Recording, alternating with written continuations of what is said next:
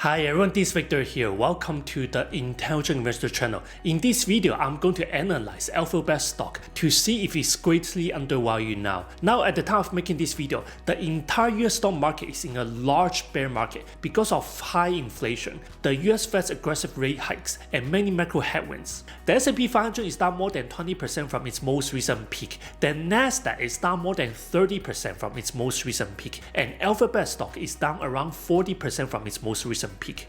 There are many macro headwinds that are affecting the entire stock market. For example, the US inflation is still near a 40-year high. The war in Ukraine is still ongoing. Hopefully it will be over soon. The US dollar is exceptionally strong compared to other currencies. Energy prices and food prices are still very high. The US labor market is still very tight. Interest rates are exceptionally high, and the US Fed will continue to raise rates and maintain restrictive policies until the US inflation is back down to the 2% target. Now, all these macro headwinds will continue to affect the US economy and all the US tech companies, including Alphabet, going forward. In this video, I will analyze Alphabet stock to see if it's substantially undervalued now. Personally, I like to be very greedy to buy shares of outstanding businesses when others are fearful. You will learn about these topics in this video. First, Alphabet's risk you should know. Second, Alphabet's economic moat and long-term growth prospects. Third, Alphabet stock valuation. And fourth, will I buy Alphabet stock? If you like this video, make sure to hit the like button, subscribe, and turn on the notification button. I will continue to make many excellent investing videos every week that will help you become a great investor. Also, if you like this channel and want to support it, check out my Patreon blog in the video description and become a premium member. Our goal is to create the best intelligent investor community that will help all our members grow their stock portfolios to over 7 figures over time. With your support, we'll be able to stay independent and create many excellent stock analysis and investing videos every week that will help you become a great investor. The link is in the video description. Take a look, let's start. In the short term, Alphabet's biggest risk is the slowdown in ad spending because of the macro headwinds I talked about earlier. If you look at Alphabet's Q3 earnings here, you can see Alphabet's revenues only grew 6% year over year. Excluding the foreign currency exchange impact, Alphabet's revenue only grew 11% year over year. This is Alphabet's lowest revenue growth in recent years. Also, Alphabet's operating margin dropped from 32% to 25% in the most recent Q3 quarter here. This is because Alphabet's revenue growth slowed down a lot while its operating expenses increased at a faster rate. Alphabet earns about 79% of its total revenues from advertising. Alphabet is the market leader in digital advertising and has the largest market share compared to Meta and Amazon's advertising platforms. In fact, Alphabet's ad business is most resilient to an economic downturn because almost everyone uses Google and YouTube to search for things, and most businesses, especially online businesses, invest in Google ads to find their target buyers and to increase their sales. If you look at the latest earnings here, you can see Google search ad revenue increased slightly year over year. Again, the growth rate has slowed down a lot in recent quarters because of the macro headwinds that are outside of the company's control. Interestingly, YouTube and Google Network's ad revenues actually decreased slightly year over year. This shows that advertisers are slowing down their spending on Google ads in this high inflation market. Here's another important part. Alphabet earns all its operating income from Google services. Google Cloud and other bets are not profitable yet. Google services include Google Ads, Android OS, Chrome browser, Google Pixel, Google Maps, Google Play Store, Google Search, and YouTube. In the recent quarter here, you can see Google services operating income also decreased year over year because of the macro headwinds I talked about earlier. Management said this in the recent earnings call. As I said earlier, in search and other ads revenues, while lapping the outsized performance was the largest factor in Q3, we did see some advertiser pullback in certain areas in search ads, and I think the example I called out was in financial services, in the areas of insurance, loan, mortgage, crypto subcategories. And we also noted a pullback in spend by some advertisers in YouTube and network. These pullbacks in spend increased in the third quarter. And we also noted lower revenues from app promo spend on YouTube and network. Going forward, as the US Fed continues to increase interest rates to slow down the US economy, I expect that Alphabet will likely have very low or flat revenue growth rates and possibly have negative earnings growth year over the next several quarters. This is because many advertisers, such as financial companies, are likely slowing down their ad spending. Many businesses tend to lower their ad spending if they expect the demand for their products and services will slow down or they expect that the economy is likely heading into a recession. Another reason is that Alphabet is competing with TikTok in short form videos now. TikTok is very popular now, especially for younger users. TikTok is most popular in short form videos. Many people are watching more short form videos now. This is why Alphabet is investing a lot more in short form videos, even if ad revenues are not as high as longer videos. Based on the latest data here, TikTok already has 1.5 billion monthly active users, and it's expected to reach 1.8 billion monthly active users by the end of 2022. In comparison, YouTube Shorts also has 1.5 billion monthly active users.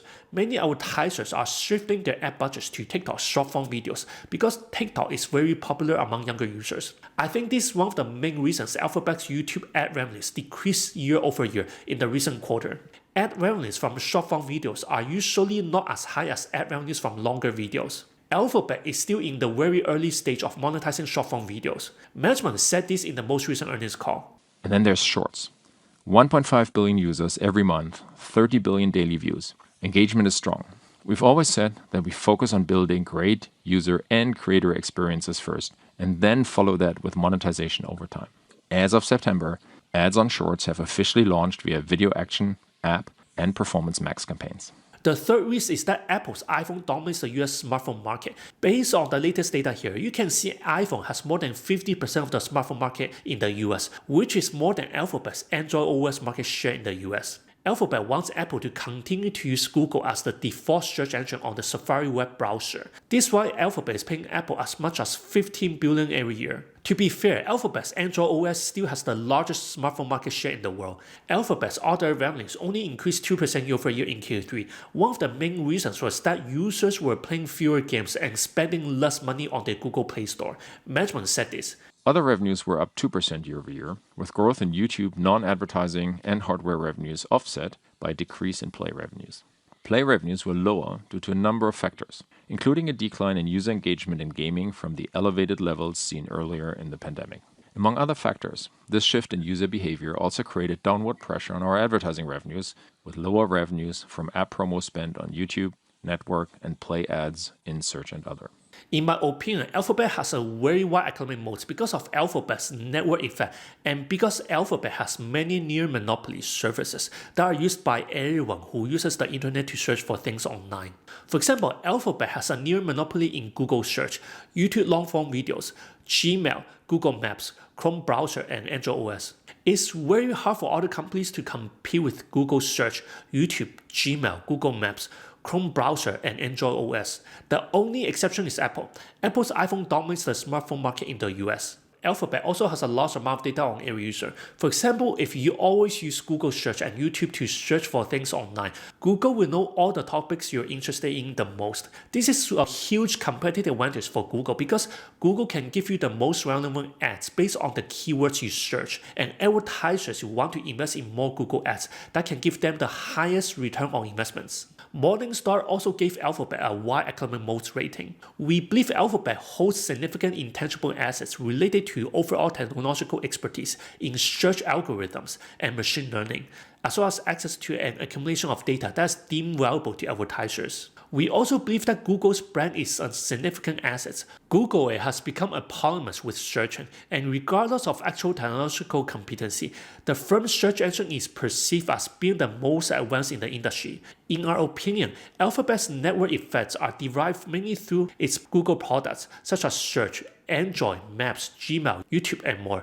Ultimately, we view Google's network as heterogeneous. On the one side, all the aforementioned products have provided Google with a massive consumer base that allows the company to collect data. On the other side, via its rich collection of data and large user base, Google can offer the best return on investment for advertisers and build a growing network of advertising customers. The addition of each new ad and advertiser improves the efficiency of Google's programmatic advertising offerings, allowing the firm to better monetize the network. Over the next several quarters, as the US Fed continues to raise interest rates and have very restrictive policies to slow down the US economy, I believe Alphabet's revenue growth will likely slow down a lot or stay flat. Alphabet's ad revenue growth will either stay flat or even decrease slightly year over year in 2023. This is because many advertisers will likely slow down their ad spending and decrease their ad budgets when they expect that their sales will drop or they expect that there will be a hard landing recession. For example, we can expect more financial companies that sell insurance, loan, mortgage, investments, and cryptos will decrease their ad spending on Google Ads during this large bear market.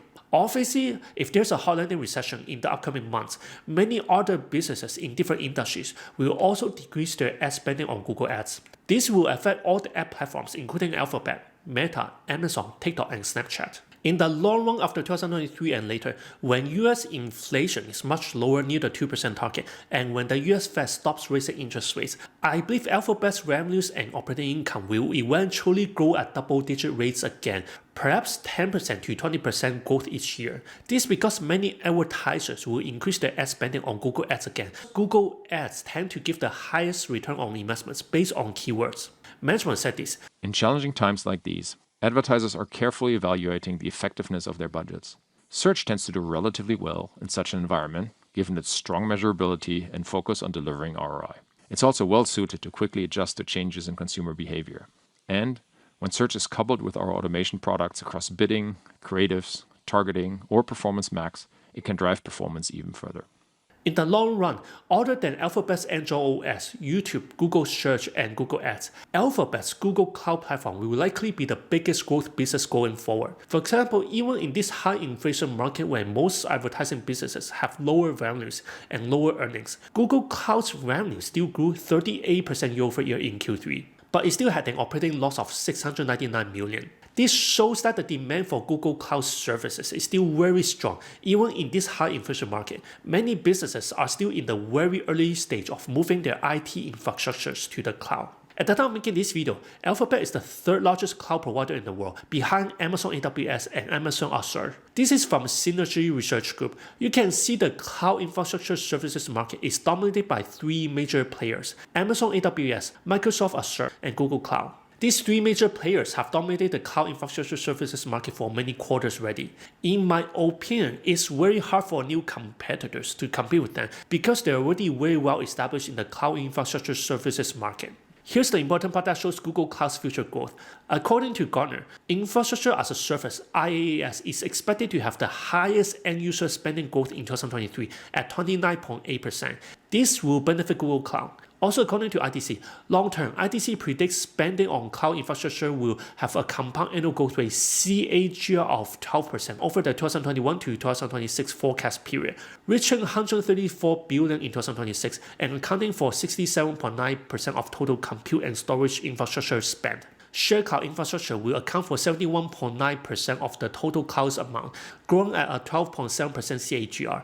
Spending on dedicated cloud infrastructure will grow at a CAGR of 10.4% to $37.7 billion. Spending on non-cloud infrastructure will grow at a 0.2% CAGR, reaching $63.4 billion in 2026. Spending by service providers on compute and storage infrastructure is expected to grow at a 10.9% CAGR, reaching $130.2 billion in 2026. All these forecasts from different companies suggest that the demand for Google Cloud's infrastructure as a service (IaaS) and platform as a service (PaaS) will continue to be strong over the next 4 to 5 years, even when there are many macro headwinds in this market. Management said this about Google Cloud. Turning to Google Cloud, our results reflect momentum across GCP and Workspace. Customers globally are adopting our products and services to digitally transform their businesses. We are excited about the opportunity, given that businesses and governments are still in the early days of public cloud adoption, and we continue to invest accordingly. We remain focused on the longer-term path to profitability.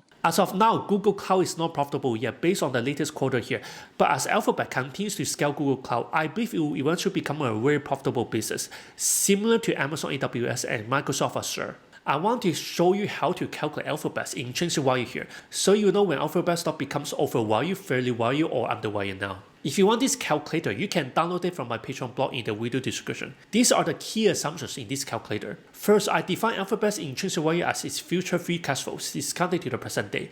The discount rate is 10%. You can use a higher discount rate here if you want to be more conservative. Alphabet's most recent trailing 12 months of free cash flow is $63 billion. Based on the short-term macro headwinds and the long-term growth prospects I talked about earlier, I believe Alphabet's free cash flow will likely slow down a lot or even decrease in 2023.